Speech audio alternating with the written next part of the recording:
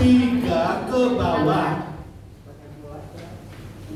Yang kamu lingkarin itu 3 ke bawah, 1, 2, 3. Berarti selama ini pengaruh kamu ke orang lain lemah. Kalau jawabanmu di atas 3, berarti kamu baik pengaruhmu ke orang lain. Sebagai pemimpin kan, pemimpin itu kan membawa pengaruh yang positif, membawa pengaruh yang baik pada orang lain. Nah, kamu lihat, sebenarnya pertanyaan 1, 2, 3 itu sama. Itu cuma namanya distressing, ditegaskan lagi. 3 kali penegasan. Jadi nomor 1, 2, dan 3 itu soal pengaruh. Kalau jawabanmu ada 1, ada 5, saya curiga kamu bacanya nggak teliti. Harusnya nggak boleh jauh. Ya, oke? Mantap ya. Nomor 4 sampai 6 itu namanya tes hubungan, relasi, relationship test. Kalau jawabanmu 3 ke bawah, nomor 4 sampai 6, berarti selama ini hubunganmu, relasimu dengan orang lain lemah. Kalau tinggi, berarti baik relasimu. 7 sampai 9 namanya tes kredibilitas. Credibility test namanya, 3 kali di-stress, ditekankan. Kredibilitas tahu ya, bisa diandalkan. Orangnya punya credibility, dapat dipercaya, kira-kira begitulah. 10 sampai 12 tes kerohanian, spiritual test. 10 sampai 12 spiritual test, kemudian 13 sampai 15 itu administratif. Administratif tahu ya, administrasi kamu rapi gak orangnya, suka nyatet ya, dan sebagainya ya kan. 16 sampai 18 itu sikap kamu, attitude test, attitude-nya. Nah itu tadi yang kesalahan pertama itu soal attitude sebenarnya. Ya, pertanyaan muslim tadi itu soal attitude. Sikap atasan bawahan itu attitude itu. Itu masalah attitude. Leadernya punya attitude rendah.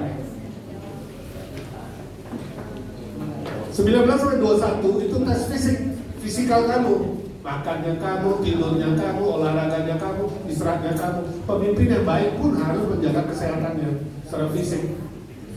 20 sampai 24 keuangan, finansial. Jadi ada berapa aspek tuh yang tadi yang dites? Ada 8 aspek dari kepemimpinan. Nah sebenarnya saudara nanti bisa bukan hanya 8.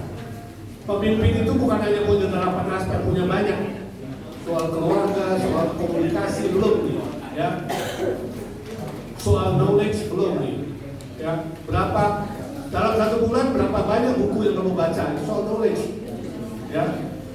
Soal bagaimana kamu antisipasi tadi, future anticipation. 1 hari kamu berapa menit baca berita? Kamu ada langganan majalah apa? Itu semua menunjukkan attitude kamu, future tadi, untuk antisipasi itu tadi. Jadi kamu bisa kembangkan tes ini. Ini bukan punya saya pun adopsi dari yang lain, di mix, dicampur. Saudara bisa kembangkan untuk aspek ke-9, ke-10, ke-11, ya, dengan menciptakan pertanyaan-pertanyaan yang distressing 3 kali lipat. Oke, ada masalah soal tes ini jelas?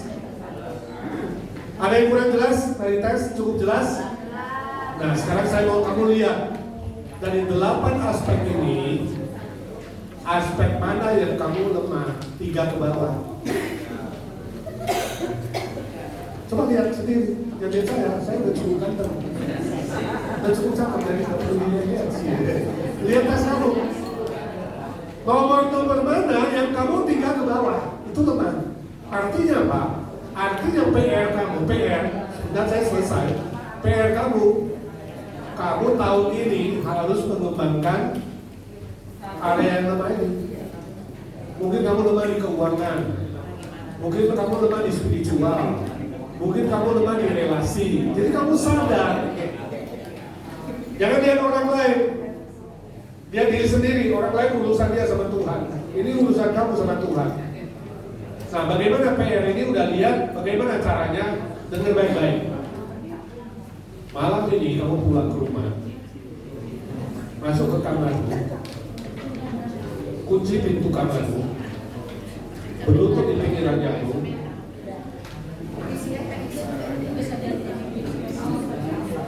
Nah, sekarang perlu lihat saya. Dan dia terkas lagi. Lihat sini Bu. Ini loh yang ganteng di sini. Lihat sini ya. Dan lihat kertas. Lihat sini semua. Ini PR kamu. Pulang. Sebelum tidur, doa sendiri di kamarmu. Kalau ada orang ganggu-ganggu, cucu, anak, suami, istri, kunci. Katakan saya butuh 5 menit. Cuma urusan kamu sama Tuhan. Yesus bilang, kuncilah pintumu. Berdoa kepada Bapa di sorga yang tersembunyi. Dia akan memberkati kamu dari tempat tersembunyi. Katakan, Tuhan, aku lemah di sini. Relasiku dengan orang lain. Namanya pemimpin, tapi aku gak tahu kondisi anggotaku. Aku jarang telepon, jarang kontak. Kamu tahu kondisi. Misalnya kamu lemah di keuangan, katakan, Tuhan, ampuni saya. Saya gak pernah persepuluhan, persembahanku juga macet. Uangku bantu orang lain juga enggak, semua pakai sendiri. Atau kamu lemah di mana? Misalnya tadi di pengaruh, atau di sikap, atau di fisikal. Tuhan, ampuni aku. Ini baik Allah, tubuh ini aku sembarang menggunakan. Makannya baik, banyak, udah naik 10 kilo, olahraga gak pernah. Bilang sama Tuhan, ngaku kesalahanku, ngaku kelemahan.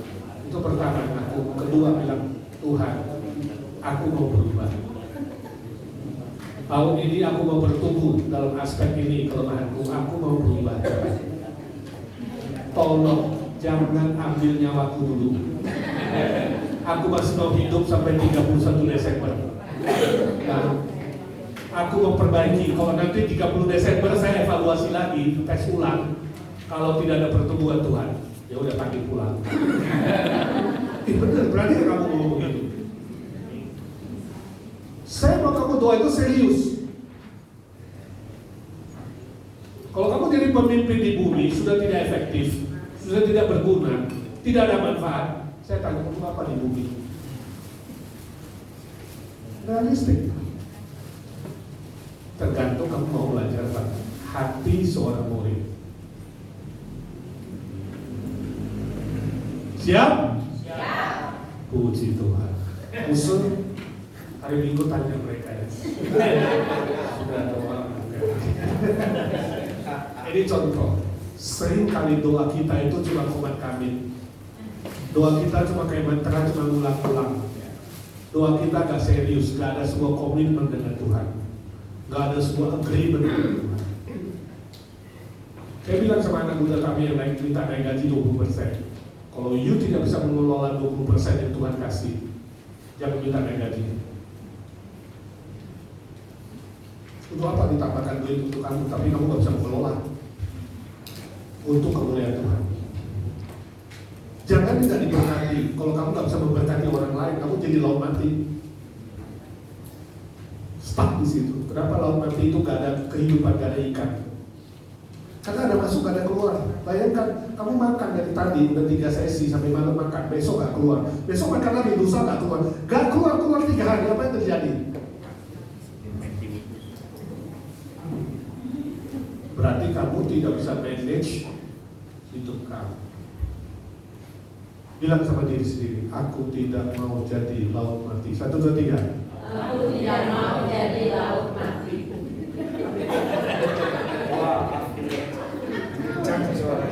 Siapa yang belum perpuluhan angkat tangan? Berani ngaku gak? Siapa yang sudah perpuluhan? Persepuluhan. Puji Tuhan. Siapa yang takut angkat tangan? Jadi kalau hari ini saya bilang, apa yang ada padamu saat ini yang paling berharga? Kalau Tuhan bilang, relakah kau persembahkan untuk pekerjaan Tuhan? Rela gak? Siap? Siap. Panik atau persembahan jalan? Nah, ini karismatik sudah. Karismatik ekstrim. hipnotis, sudah pernah ada kebaktian hipnotis begitu, semua buka jam, buka kalung, ya kita nggak perlu sampai begitu dihipnotis sama pembicara yang berkarisma, nggak perlu. Tapi saya ingin punya hati, kalian punya hati dan pikiran seperti Kristus. Amin. Mulai dari sini, evaluasi diri. Jangan takut dikritik. Kalau ada yang bilang sama kamu hari Minggu, kamu ya, aku tahu sekarang kamu orang paling sombong di dunia ini. Makasih ya. Marah nggak? Halo, marah nggak? Siapa yang marah katakan? Siapa yang tidak marah?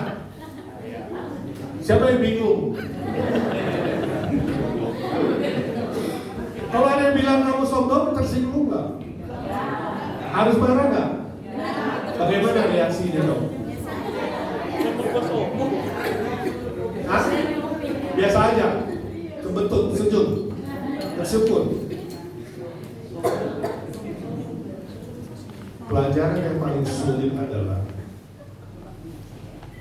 rendah hati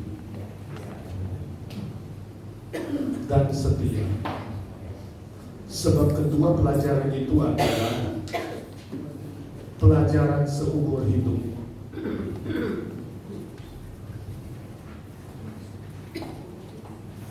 Sampai nafas yang terakhir. Jadi kalau ada yang bilang, ini hamba Tuhan yang aku kenal yang paling rendah hati di dunia ini. Senang gak? Senang gak? Kamu majelis yang paling rendah hati di bumi ini. Senang gak? Itu namanya lupa diri. Kalau kamu mati aja belum kok. Bisa bagaimana? Pada detik kamu mengaku kamu rendah hati, saya kasih tahu pada detik yang sama kamu paling sombong. Sebab orang yang rendah hati gak pernah mengaku dia rendah hati. Jadi kalau ada yang marah atau ngomong kamu sombong, kamu senyum aja, bilang terima kasih.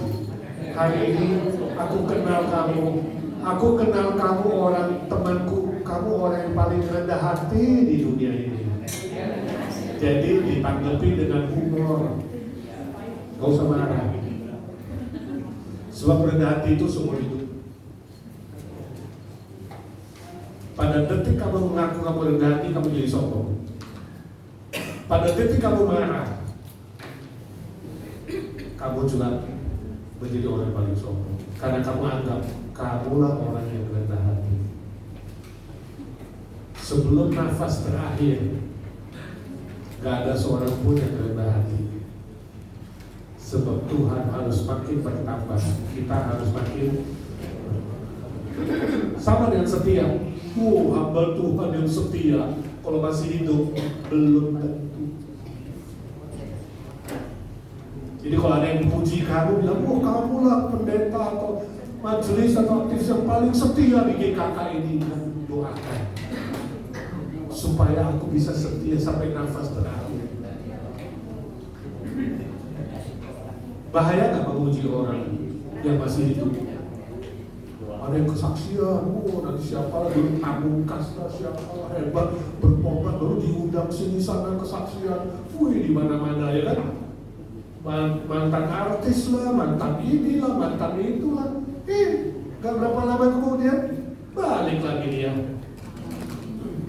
Kita sudah puji-puji dia, udah ngomong di mimbar.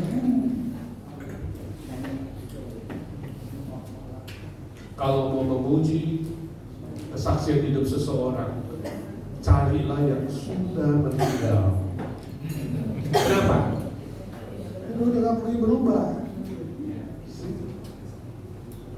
Ya, jadi menjadi pemimpin Kristosentris yang punya pikiran dan hati Kristus itu adalah yang mau belajar terus menerus sampai nafas yang terakhir.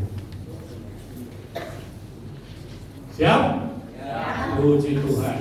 5 level kepemimpinan gak ada di sini. Saya sebut aja, saudara tulis dengan cepat. Saya ringkas. Kali kita belajar level per level.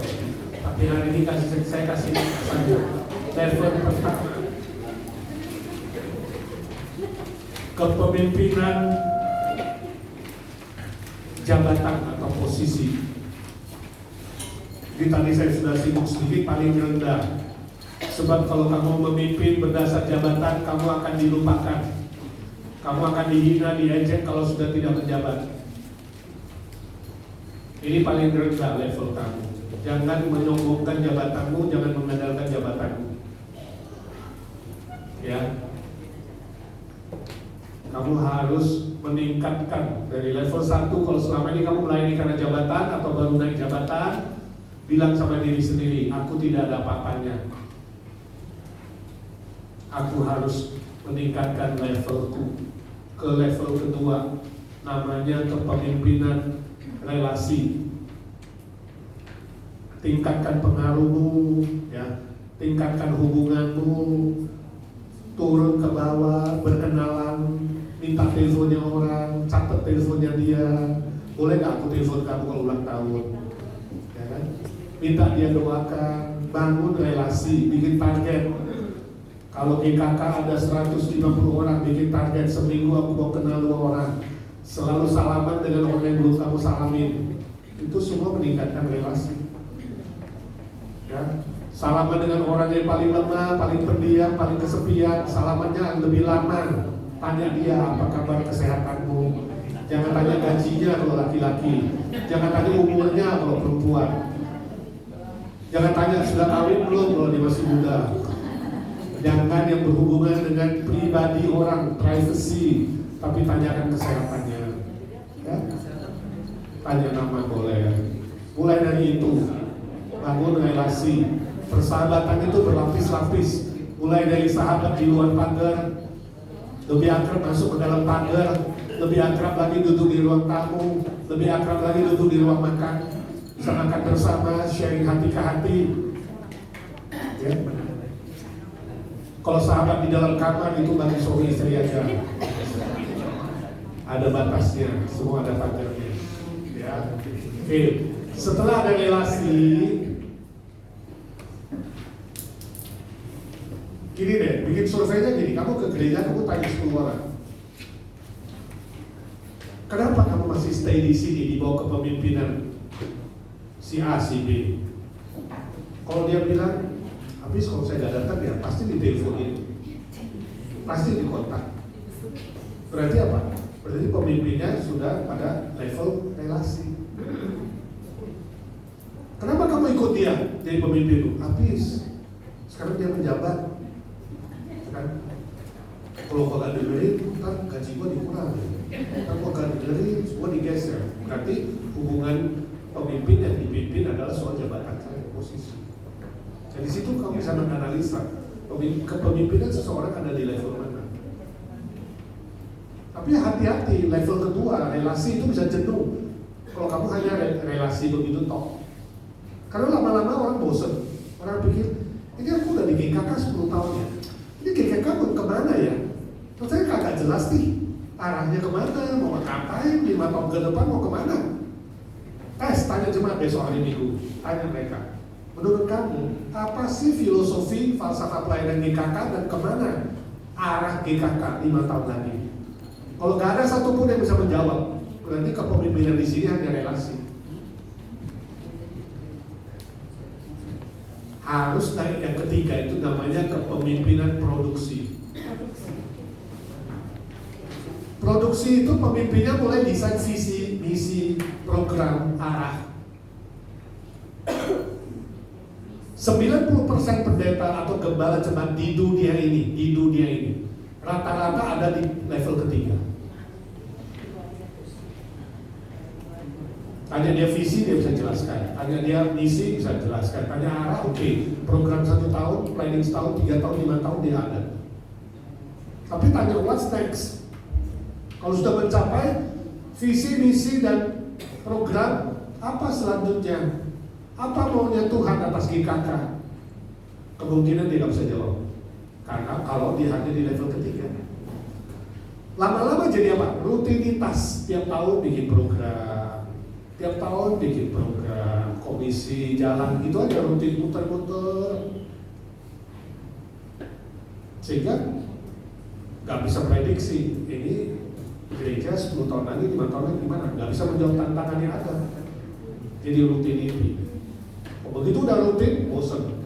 Begitu gak ada inovasi, nah mulai bocor.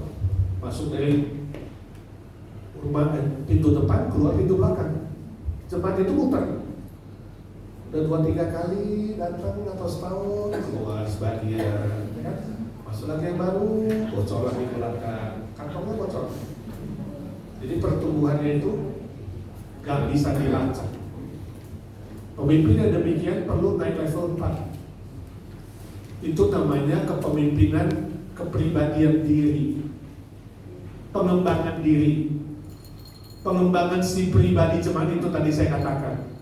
Jemaat kalau ditanya, kenapa kamu ikut pendeta itu, pemimpin itu? Pendeta itulah yang membantu saya menemukan posisi saya di hadapan Tuhan. Setiap jemaat itu seperti sebuah potongan kecil di dalam puzzle yang besar, yang jutaan piece, gambar, master plan dari Tuhan. Setiap kita ada manfaatnya, masing-masing pada posisi kecil itu. Ketika kamu masuk ke dalam bagian itu, semua masuk pada bagiannya, itu jadi sebuah gambar lukisan indah, master plan dari Tuhan. Kenapa seseorang tidak bisa merasa melekat di sebuah gereja dan bertumbuh dengan sukacita, dengan bergairah? Kemungkinan dia tidak cocok pada posisinya. Seperti kamu maksakan puzzle itu, bisa sakit, bisa rusak, ya kan? Cepat tersinggung, gampang pecah. Ada 7 jenis semak, ada yang seperti tahu, ada yang seperti kerupuk, ada yang seperti balon, ya kan? Ada yang seperti layangan, ada yang seperti apa lagi? Kereta dorong, harus dorong-dorong, ditarik-tarik. Kamu bisa cari ilustrasi. Ada semak yang gampang pecah, tersinggung dikit hilang. Ada yang seperti kucing maunya dielus-elus. Itu semua jadi jemaat yang tidak bertumbuh, yang tidak menemukan tadi puzzle dia di mana. Menjadi jemaat aneh tapi nyata. Itu juga khotbah yang bagus ya. Ketika seorang pemimpin bisa menolong pengikutnya menemukan posisinya, itu level 4.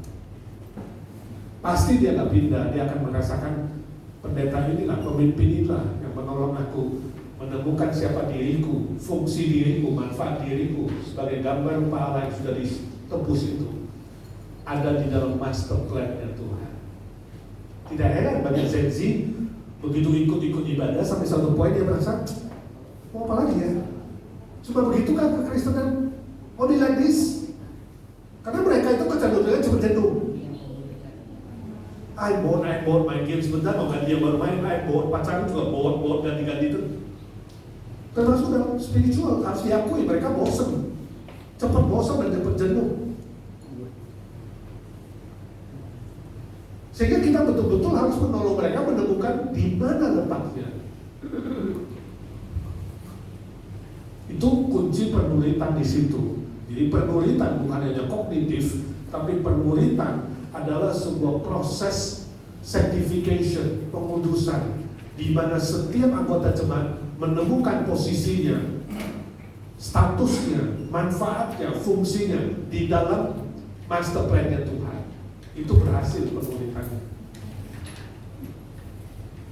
Itu level 4. Makanya perlu pemimpin mengadakan penuritan one to one, 1 lawan 1, atau 1 to 2, jadi pasangan suami istri sekaligus berpuritan. Selain yang global dan universal, perlu ada yang private. Sehingga setiap orang Kristen penuh kemenangan ada di dalam puzzle itu, dan hidupnya sampai titik terakhir di hadapan Tuhan adalah sebuah kesaksian yang sungguh-sungguh maha mulia, memuliakan Bapa di surga. Segala sesuatu dari Dia, oleh Dia, kepada Dia, bagi Dialah kemuliaan selama-lamanya. Itu tercapai. Seluruh doktrin Alkitab, seluruh doktrin reformasi dan biblical ada di ayat itu, Roma 11:36. Jadi saya harap ini jadi ayat favorit kamu, juga menjadi ayat favorit saya, Roma 11:36. Tapi apakah level level kepemimpinan selesai sampai situ. Menurut John Maxwell tidak. John Maxwell seorang pendeta, seorang leader, seorang penceramah di perusahaan-perusahaan besar, termasuk di gereja, dia berkatakan ada tingkat 5. Tingkat 5 itu disebut keteladanan diri. Seperti Paulus bilang, teladanilah aku, sebab aku meneladani Kristus. Jadi si pemimpin berani menantang semua pengikutnya. Ikut teladanku, sebab aku meneladani Kristus.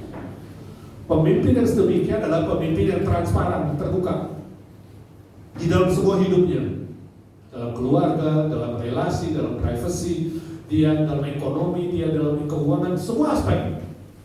Dia gak sungkan-sungkan berbicara keterbukaan dirinya.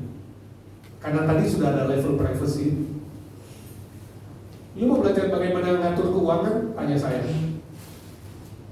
Lu bagaimana mau belajar tentang olahraga? Tanya saya. Bagaimana mau belajar soal gizi? Tanya saya. Mau saya belajar? Teladani saya. Itu udah hebat, level ke 5. Sehingga pendeta itu bukan yang urusannya Bible study, ya? Baca Alkitab, tidak. Semua aspek relevan, semua aspek aplikatif. Bukan jadi pendeta yang obsolete apa? Expired, udah lewat, disapu sama zaman ini. Tidak, tapi dia bisa menantang zaman, menjawab zaman, dan bergaul dengan zaman. Apapun, humus, X, Y, Z, alpha, beta, dia relevan terhadap semua generasi. Ini sebuah challenge yang sangat besar, ya kan, khususnya bagi pendeta-pendeta muda. Juga bagi saya berusaha bagaimana bisa komunikasi dengan Z, gak gampang. Cucu saya udah alpha, anak saya Y, 2 Y, 1 Z. Cucu alpha, saya humus. Orang yang saya bimbing sebagian besar X, sebagian humus. Bagaimana kamu relevan terhadap semua? Dalam bicara, dalam diskusi, dalam itu, kamu ada sebuah tekad untuk terus, aku mau maju. Besok lebih baik dari hari ini lebih baik dari kemarin. Dan kembali kepada Kristus, keteladanan Kristus. Teladani aku, sebab aku meneladani Kristus. Menurut Maxwell, itu tingkat paling tinggi dari kepemimpinan. Tapi menurut firman Tuhan, masih ada satu yang terakhir, nomor 6.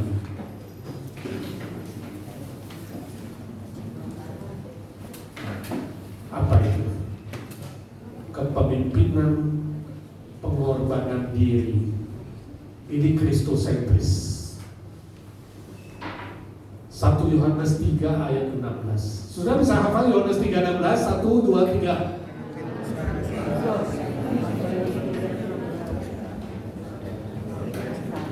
Yohanes 3:16 bisa hafal ya, rata-rata orang Kristen ya.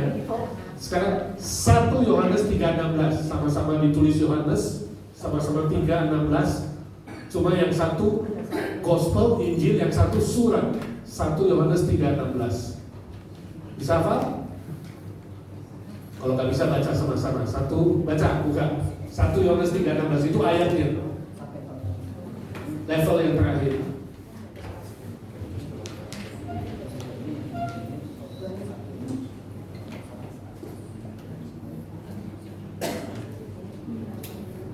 Satu, dua, tiga.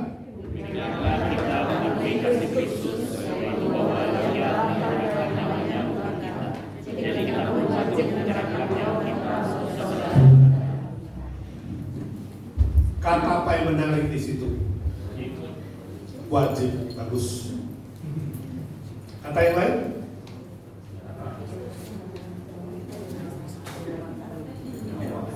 Hah?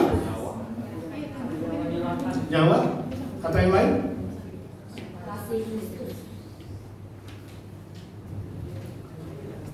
Saudara. 3 kata penting. Wajib, nyawa, saudara.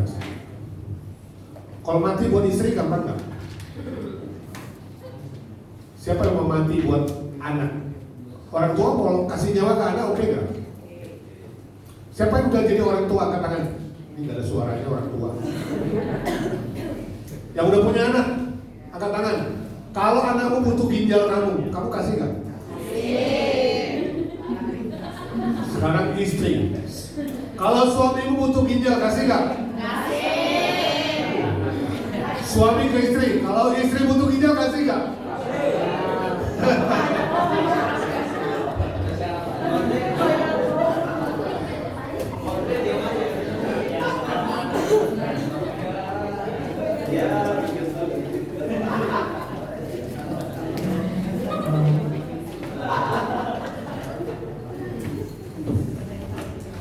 Untuk keluarga gampang-gampang sulit, betul nggak? Gampangnya 2, sulitnya 1, gampang-gampang sulit. Sekarang pendeta Felix butuh ginjal dan ginjalmu paling cocok. Kasih nggak?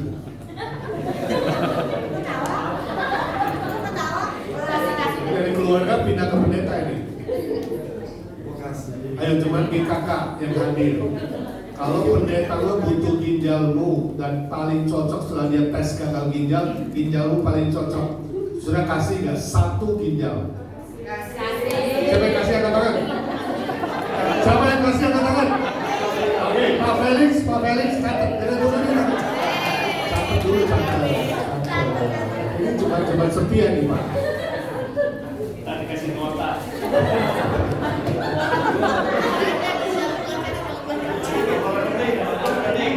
Hei, setengah ginjal belum nyawai. Banyak orang 1 ginjal lebih panjang umur dari yang 2 ginjal. Banyak 1 ginjal masih hidup, yang 2 ginjal berarti mendadak. Kamu kira nyawa di tangan kamu, itu nggak? Jadi kalau Pak Felix gembala kamu butuh ginjal, kasih nggak?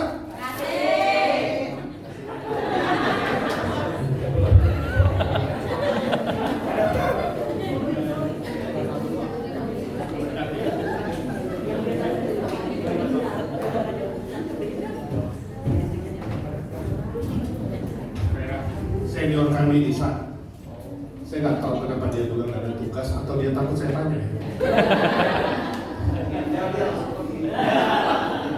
Oke, dibalik Pak Felix, kalau ada jemaatku yang butuh ginjal kamu dan paling cocok dan 1 ginjal. Kita dengar Pak Felix. Kasih nggak Pak?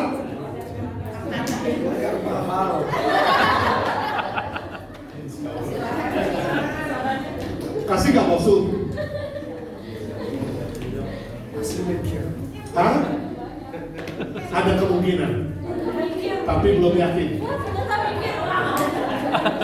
Padahal masih ada kalimat terakhir ini saya belum tanya ini. Tapi dia udah pakai mungkin sih ya.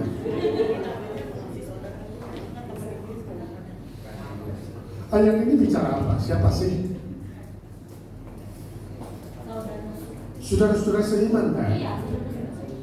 Wajib kan? Kok jawabnya mungkin sih Pak? Saya tanya, perhatikan. Pernah nggak Tuhan memberikan firman Tuhan yang tidak mungkin kita lakukan? Pernah nggak? Pernah nggak Allah kita, Tuhan kita itu tidak logis memberi firman Tuhan yang tidak bisa kita lakukan? Berani bilang Tuhan itu gak logis. Jadi sebenarnya firman Tuhan diberikan bisa dilakukan gak sih? Harus gak sih? Jadi kalau pendetamu, penginjilmu, majelismu butuh ginjalmu dan paling cocok, harus dikasih gak sih? Harus. Yang harus angkat tangan.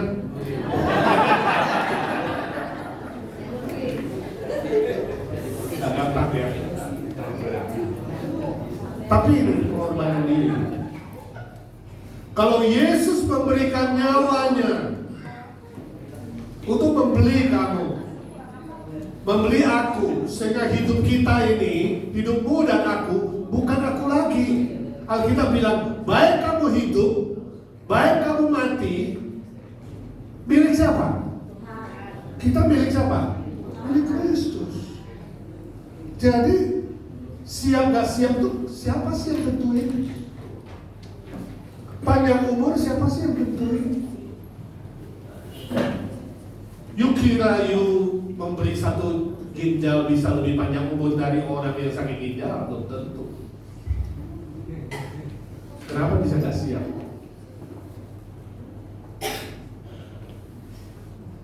Ya Pak, tergantung Bapak.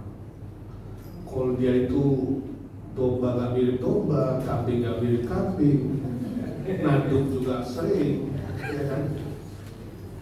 Ke gerejanya males-malesan, persekutuan doa gak pernah ikut, persembahannya juga kembang kepis, orangnya paling pintar kritik, ya kan?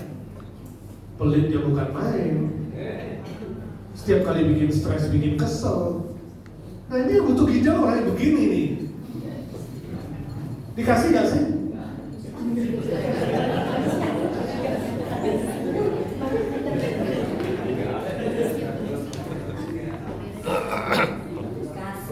Gagal.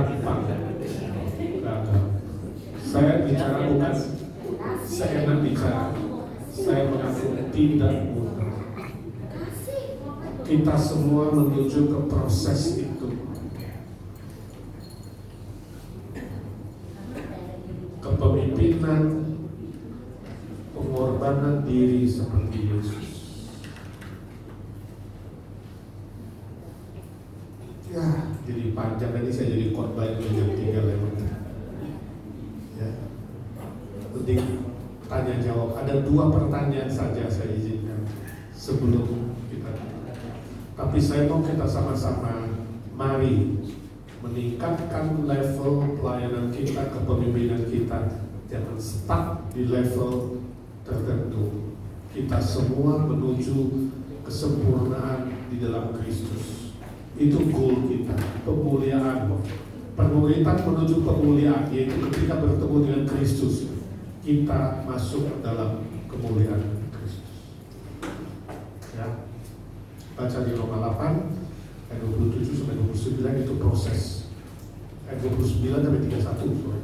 Itu proses sanctification. Oke, saya tutup di sini. Ada yang mau bertanya? Kalau tidak, kita akan doa penutup. Kemudian saya mohon pamit karena saya ada appointment yang berikut ya, 3.30. Hopefully ketemu lagi next time. Ya, pertanyaan nggak ada? Ya, silakan Mbak. Maksudnya ini yang 6 level ini mungkin kita ini nggak berurut maksudnya, tetapi bukan kayak anak tangga, tapi kayak apa ya? Mungkin misalnya ya, dia punya teladan yang baik, ya. Tapi dia nggak mampu ini produksi, misalnya. Tapi teladan hidupnya baik. Tapi dia nggak bisa memikirkan, nggak bisa punya visi, misi. Ini kan level 3 ya kalau produksi ini. Tapi dia punya di level 6, misalnya teladannya baik, transparan, tapi nggak bisa merumuskan visi misi atau ini. Mungkin nggak begitu? Baik, belum tentu benar. Karena benar, baik itu relatif. Benar itu absolut. Tak pernah berubah. Benar itu bernilai kekal. Itu sebabnya Yesus mengatakan itulah kebenaran. Kebenaran itu absolut. 2 tambah 2 sama dengan 4 itu absolut. Sejak kapan 2 tambah 2? Sejak bumi diciptakan? Sejak kekekalan, gak ada waktu. Kebenaran tanpa waktu. Kebenaran itu absolut, gak terikat sama waktu. Kalau benar, pasti baik. Tapi kalau baik, belum tentu benar.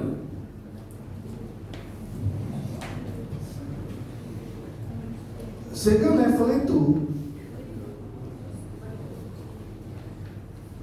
seharusnya berurutan. Itu ladder of leadership, tangga dari leadership. Ya kan bisa aja Pak, dia dari kedua relasi melompat ke 6.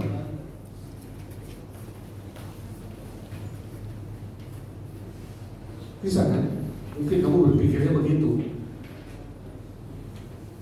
Itu mungkin satu case emergency. Tapi kalau pemimpin yang baik harusnya melewati tangga itu. Bagi Maxwell, dia gak kasih yang ke-6, dia sampai ke-5. Bagaimana kamu bisa menyuruh orang meneladani kamu? Ketika kamu ditanya apa sih planning hidupmu tahun ini, planning pelayananmu di Sunday School, gak punya. Jawabannya agak funny, agak pas.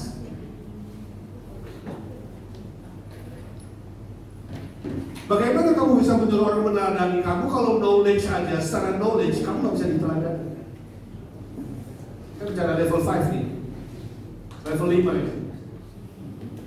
Pemimpin level 5 berani menantang pengikutnya untuk meneladani semua aspek. Kognitif, perasaan, relasi, rencana pelayanan, planning hidup, keuangan, transparan. Oh, jadi Bapak selama ini atau Anda selama ini jadi majelis, jadi aktivis dalam pelayanan, gak pernah ada planning. Bagaimana yang bisa suruh meneladani kamu? Gampang kalau guru sekolah minggu. Persiapannya tidak hari minggu aja pas di atas becak. Kita buka itu ya, pelajarannya tulisannya nggak baca anak-anak. Gila loh. Ini yang aku lakukan 5 tahun sebelumnya juga begini itu. WL gampang, WL nggak perlu latihan. Kan nggak mungkin kan? Jadi menurut saya harusnya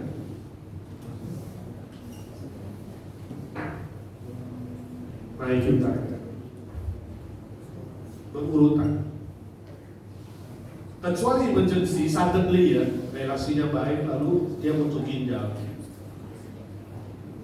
Ini kan contoh aja butuh ginjal, jadi cuma contoh doang. Dan dia rela karena cocok. Itu kan case yang aku ciptakan ginjal.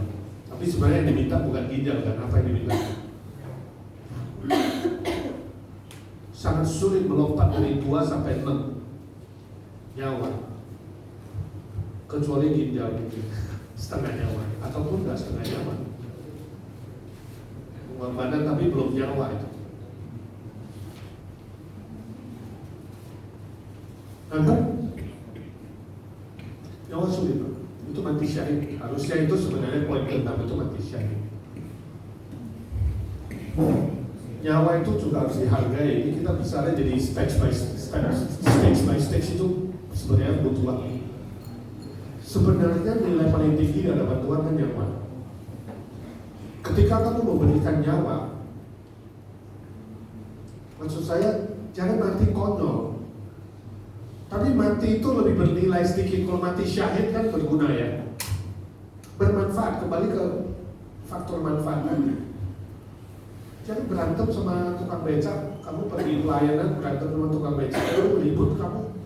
Aku berani mati lalu ditusuk sama dia. Cuma ribut soal ongkos. Mati konyol. Manyol. Ngerti gak? Tapi kalau ditonton 1 juta manusia, kamu ditanya, kamu mau menyangkal Kristus atau mati demi kebenaran? Wah, itu kan mati kemuliaan, itu enggak? Itu nanti itu level tertentu. Oke? Ada lagi? Saya harap menjawab. Cukup? Ya, terakhir dari terakhir. Makanya yang tentang persembahan itu perpuluhan, ada bersyukur apa gitu ya. Persembahan. Nah itu bagaimana membagikannya gitu dari misalnya hasil penghasilan kita. Oh, soal persembahan. Persepuluhan. Ada perpuluhan. Ya, mulai dari persepuluhan tuh. Cinta Tuhan diukur dari memberi uang. 10% dari keuntungan. dari income. Kalau bisnis 10% dari keuntungan. Kalau gaji 10% dari gaji. Itu mulai dari itu. Tapi nggak berarti 90% milik kamu. 90% tetap milik Tuhan. Jadi nggak boleh, oh aku udah kasih 10% ya, makanya 90% aku bisa sembarangan pakai, nggak bisa. Tetap digunakan sesuai kebenaran Tuhan. Bisa lebih bagus, tapi mulainya. Pacaran sama Tuhan, ibaratnya pacaran sama Tuhan, perlu biaya. Ya, biayanya 10%. Ya, kamu anak muda mulai pacaran itu, orang pacaran butuh duit nggak? Yang wanita, perhatikan yang muda-muda, jangan pacaran dengan pria pelit. 1, 2, 3.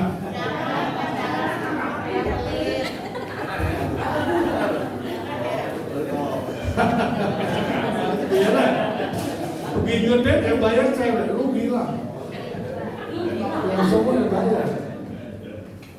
Kalau pacaran aja kamu berani kasih 10% dari income kamu. Kalau di Amerika tip itu 15%, kasih tip 15% kamu mau bayar di sini service charge masih 5%, ya. Masa persepuluhan 10% kamu pelit sama Tuhan loh, itu sumber, ya. Nangkap nggak Bu? Mulai dari 10, dapat 10 juta, sisihkan 1 juta, ya. Dapat untung 5 juta, sisihkan 500 untuk pekerjaan Tuhan. Syukur tambah lagi 1%, terserah syukur. Ya kayak orang pacaran selain makan makanan main course ada dessertnya, di cendol, ngopi. Kalau seandainya 10% gimana? Kalau seandainya 10% itu kita kasih ke gereja, jadi kita kasih ke orang lain yang membutuhkan, itu termasuk Bukan keluarga. bukan keluarga orang lain, saya kita nggak tahu. Iya, pelayanan. Itu termasuk, maksudnya Termasuk. saya merasa saya nggak mau ngasih gereja nih. Iya, gereja pelit siapa tahu. Ngapain untuk gereja? Ya, kenapa lu kalau nggak mau kasih ke gereja, kenapa masih mau ke gereja? Dapat Persembahan, kasih melayani Tuhan itu kan di gereja. Betul. Dan melayani orang lain di luar sana kan sama aja. Iya, kenapa sih? Lebih banyak keluar daripada ke dalam. Bukan maksudnya itu bukan seperti itu ya, maksudnya Saya tanya persentasenya.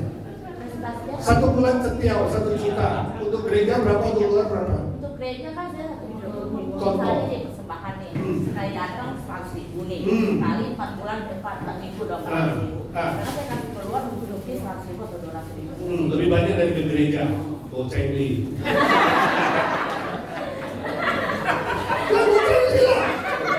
Ini rumahmu. Kalau suamimu kerja, dia bawa pulang ke rumah lebih dikit dari dia bagi-bagi di luar. Kamu bilang suaminya apa? Lebih banyak di sini dong, karena saya pun dibanding di luar. Oh, lebih banyak di rumah. Ya, Iya boleh lah. dong, kan tadi saya bilang, Boleh apa lah. itu dong? Iya. Kalau gitu, Ucengli. Boleh dong, Oke.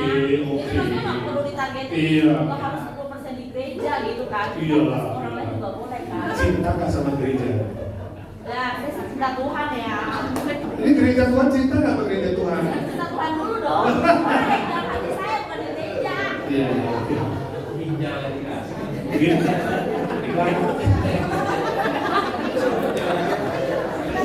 Ini jadi seminar manajemen. You pemimpin ya? You pemimpin ya? Bukan saya bukan pemimpin. Saya dipimpin sama pemimpin yang lebih besar. Itu harus.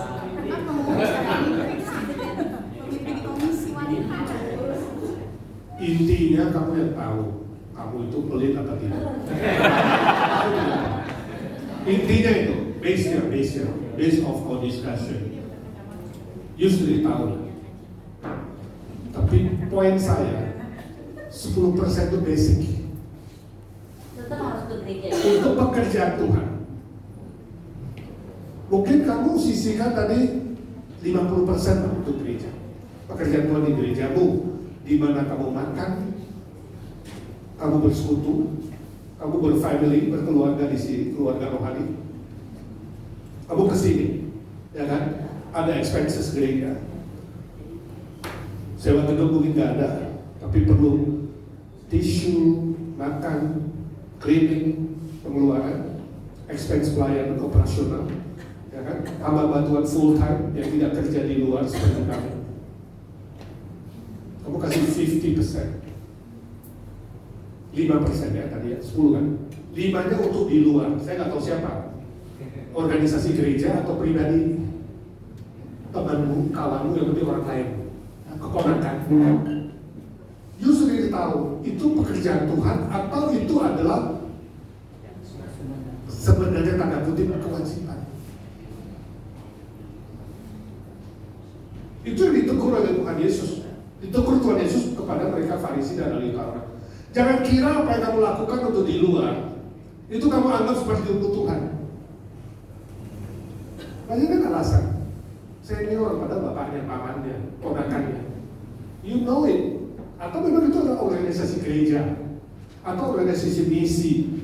Yang pasti 10% itu kamu tidak boleh gunakan untuk kepentingan yang berkaitan dengan personal. Jelas, itu cukup jelas prinsip. Itu baru prinsip. Kedua, kalau you merasa yang diminta Tuhan hanya 10%, 90% itu milik kamu, konsep yang salah. Billy Graham bilang begini, kalau kamu hanya mempersembahkan 10%, kamu basically belum persembahan. Nah itu tadi pertanyaan ada syukur. Kenapa? Sebab 10% itu milik yang Tuhan tentukan untuk pekerjaan dia di rumahnya. Makanya tanya, kamu cinta gak ini? Ini rumahmu gak? Kalau ini rumah rohanimu, sebenarnya kewajiban 10%. Ini belum persembahan loh. Ini baru mengembalikan firman. Billy Graham bilang, kalau kamu tidak memberi 1/10, kamu mencuri milik Tuhan. Nah, ini lebih keras lagi tegurannya. Sebab bagian untuk pekerjaan tuan rumah Tuhan kamu tidak lakukan. Jadi sebenarnya kalau selama ini menjadi orang Kristen bertahun-tahun sebagai pemimpin hanya 10%, maaf ini tegas ya, ini belum persembahan. Ini cuma memenuhi kewajiban. Persembahan itu didasari dari cinta. Is your heart, hati. Makanya waktu memulai pekerjaan Tuhan 20 tahun lalu di Amerika, saya tidak khotbah persembahan. Saya nggak suka khotbah uang, tapi karena ditanya saya bicara. Saya khotbahkan supaya jemaat mengasihi Tuhan dengan segenap hati. Jadi majelis yang usulan Pak khotbah persembahan setahun sekali lah, oke lah. Sekarang setahun 2 kali lah Thanksgiving sama awal tahun. Gereja kita beda dengan gereja-gereja lain yang tiap minggu sebulan 2-3 kali khotbah persembahan. Kalau you cinta Tuhan, kau usah ngomong 10%. Orang yang sungguh-sungguh pacaran gak bicara persen. Kredit kan gesek terus kan? Masa kamu itu udah 10% stop ya? Mau makan-makan, mau nongkrong, enggak. Makanya saya tanya, sejauh mana kamu mencintai Tuhan? Persembahan itu masalah hati. Itu sebabnya di tempat kita ditentukan, saya tentukan, saya bilang semua majelis ini teladan. Syarat dari majelis di IGNC harus 1/10. Saya tidak mau majelis mencuri milik Tuhan. Harus 1/10. Kalau nggak qualified ya. Saya agak tegas di sini. Bukan hanya ngomong, pemimpin gereja harus kasih teladan. Saya bilang kepada asisten saya, semua yang asisten yang belum ada full time part-time, wajib persepuluhan, bahkan bisa minta lebih kalau bisa, 12 atau 15. Pendeta yang tidak kasih teladan lebih dari 10% tidak pantas berkhotbah 10. Juga ada power. Saya bilang ke majelis, tidak peduli kondisi keuangan bagaimana gereja dan saya akan mulai 20%. Tapi saya minta kalian 10%. Saya ini nggak? Saya nggak pernah bersenang. Lebih 50% di jemaat kita, mungkin lebih 60-70%, memberi persembahan persepuluhan tiap bulan tanpa khotbah tentang persepuluhan.